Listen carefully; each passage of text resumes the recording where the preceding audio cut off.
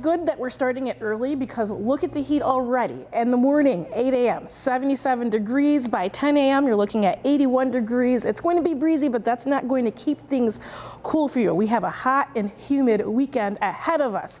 Now let's take a look at the temperatures now. We're dealing with the 70s and the 80s. Those winds are coming out of the south. More importantly now, Mother Nature has ramped up that heat and the humidity, and you're seeing those dew points in the 60s. Almost to 70. When you see those dew points more match those air temperatures, you know things are going to be quite steamy out there.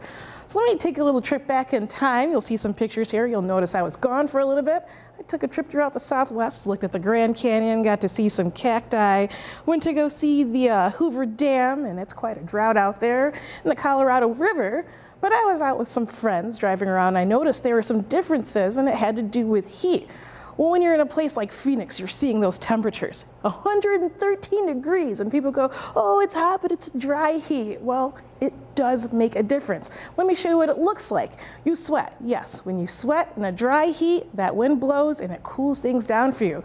But when you're here and you sweat, it's just going to make things feel worse because it's humid.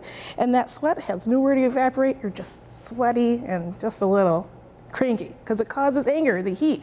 Well, there is some science behind that. If you've noticed when things get hotter, you get a little cranky pants, well, the hormone cortisol rises as the heat rises as well. So yeah, that kind of explains that.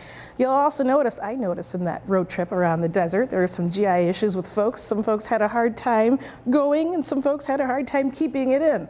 Well, when your body is trying to take all that energy to cool itself down, it's going to ignore some of those digestive duties. And then if you get towards heat exhaustion, then you just keep going a lot. And of course, in the bottom, death. Well, let's go back to the Buffalo Marathon. We don't have to worry about death. However, it is going to be humid and hot. So if you don't keep yourself hydrated and cool, I mean, you've been training for this with a runner, so they know what they're doing. But the spectators, it's going to be warm. You're going to want to make sure to keep that sunscreen on hand.